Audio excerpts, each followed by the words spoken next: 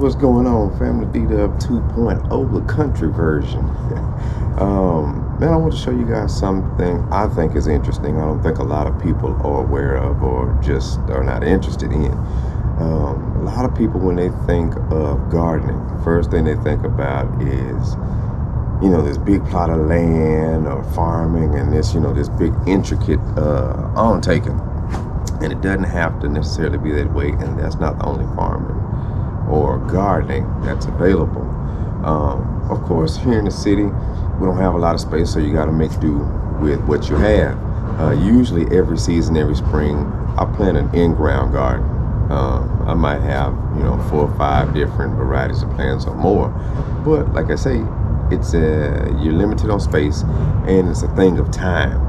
I think a lot of people don't like to garden because it's a long, slow process. But I'm going to show you something today that you can plant and harvest in less than 10 days. So for those of you who don't know, these are what you would consider microgreens and sprouts.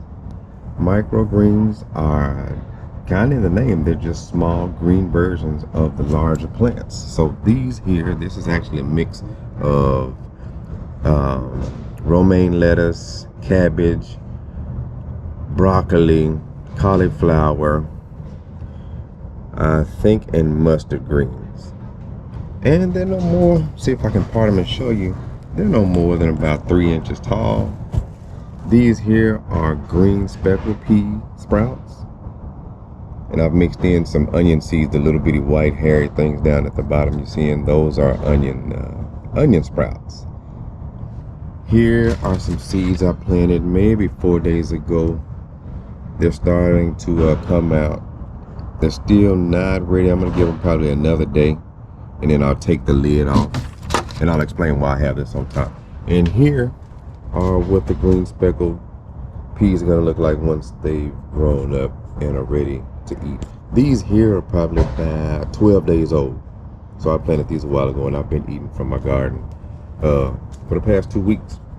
Once again, the reason why I have this on here, because I'll tell you the planting process. What you do first is you lay down your dirt. You're gonna wet your dirt, and then you're gonna take your seeds. This is what the seeds look like. And I've got a ton of seeds, man. I invest in seeds like money. To me, seeds are money. If you have seeds, you've always got something to grow. These are my mustard green seeds, which come out a little bit spicy. Those are the ones I have in here. And this is my 5-pound bag of green. Let's see, I have a green speckled peas. Just look like peas, maybe what you'd buy in the store, but they're not the same. These are for planting and eating. But yeah, so you just wet the dirt, sprinkle them around, probably about an ounce or 2. And you want to put a lid on top to force the seeds down, to force the seed roots down into the ground, because if not, they don't have anything that's kind of gonna force them to anchor to the dirt. Because it's not like conventional planting where you're actually putting them down in the ground and growing them.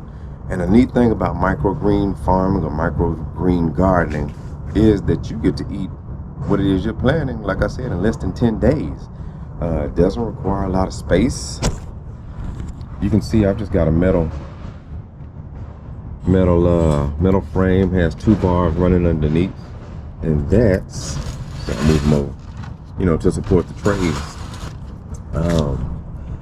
Several years ago, I was doing this professionally, so I was running anywhere from 25 to 50 trays every 2 weeks.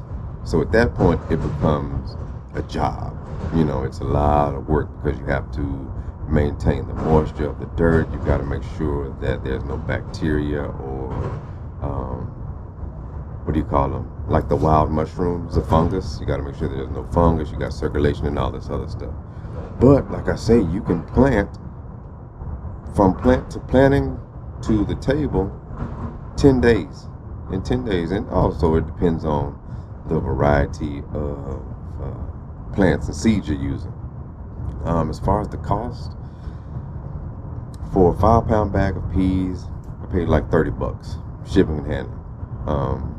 For the lettuce sprouts, you can get a bag anywhere from maybe 13 to 20 bucks for a 1 pound pouch.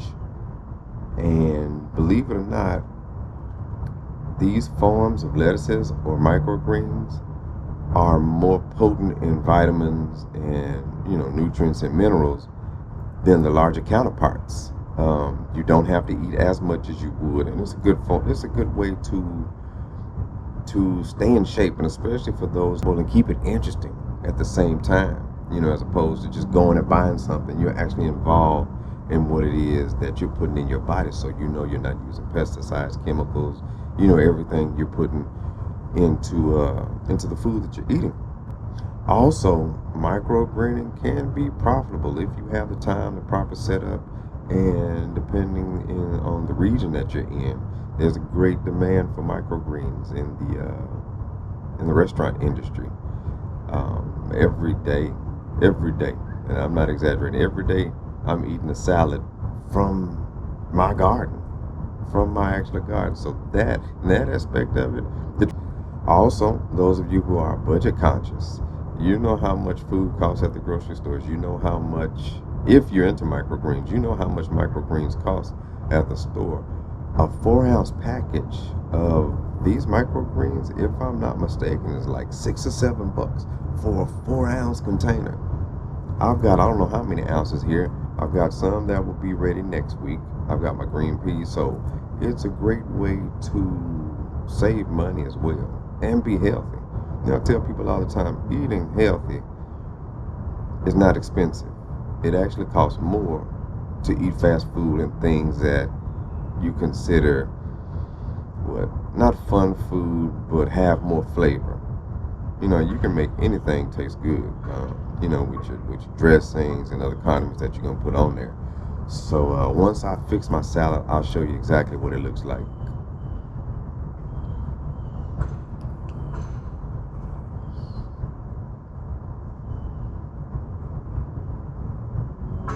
Another benefit of microgreen farming or microgreen growing is that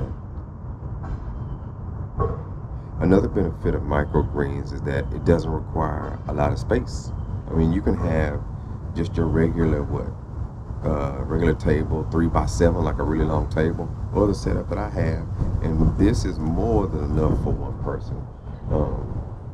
Sometimes I end up just having to dump all this dirt and extra greens that I have away, because also too, it's hard to convince people that what you're growing is edible.